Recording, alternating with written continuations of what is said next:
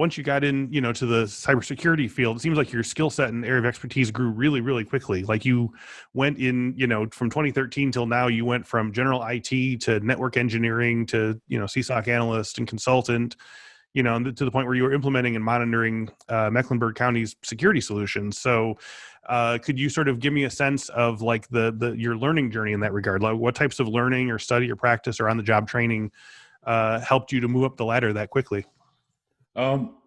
What I'll say is just a thirst for learning.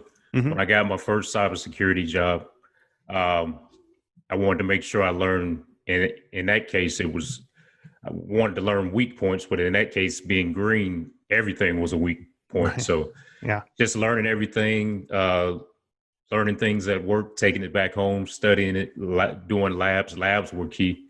Studying on my own when I didn't have the pressure to perform at work, when I Right. could unpack it and see what was really going on and take that back to work.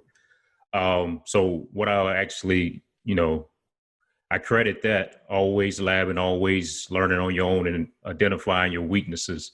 Mm. And the other part of that, I always look to mentors. Either I would find a mentor where I worked at on the security group. If I saw somebody that had a high skill level, I would kind of, look at their traits and kind of emulate that and Mm. try to work on those traits. And if I didn't have that person, a clear person in that unit, I would just reach out to somebody in the cybersecurity, somebody you see on YouTube that's a thought leader, Mm. somebody that you just want to follow their footsteps. So Right. I think I attribute those two things. Okay.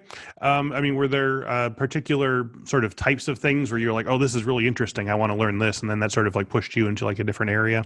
Like, were there like specific security like skills or problem solving things?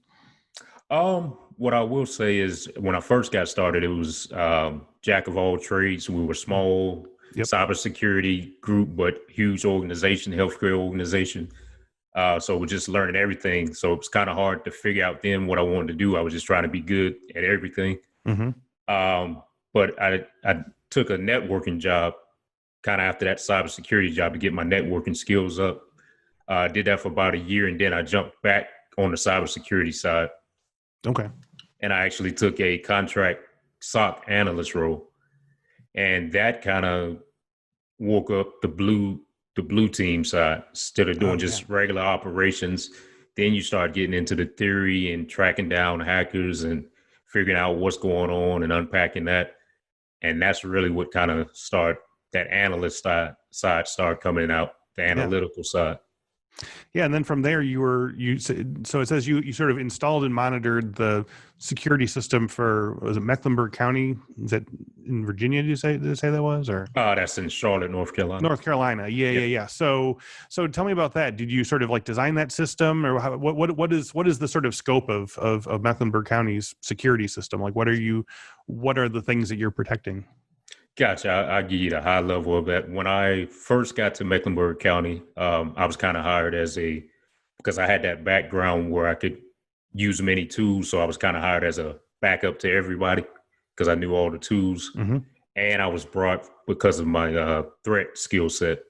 Most people weren't doing threat. It was kind of a small team, maybe a few people, 3 or 4 people. And a couple months after I started, the firewall guy moved on to another position. So that opened the opportunity where my director tapped me on the shoulder and said, hey, we need somebody with a firewall skill set. Would you be willing to do this? So I did that for the first year. And then after that, we hired a firewall engineer, and I was able to refocus on what I originally came for, was the threat side. Mm-hmm. And by that time, we started having conversations around, should we build a SOC? Getting our SIM in place, start putting in the technology, the methodology.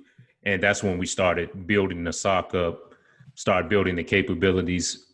And what was funny about it, that team was like a security operations team for as operational daily, just that team. When we started building the SOC out, we started growing a lot. And then we built the identity and access and other security teams. Okay. So it's been a good journey. New episodes of Cyberwork are available every Monday at 1 p.m. Central. And don't forget to claim your free month of Infosec skills. Sign up using the code CYBERWORK and you'll get unlimited access to hundreds of courses, hands-on labs, certification practice exams, skills assessments, and more. Use code CYBERWORK for Infosec skills.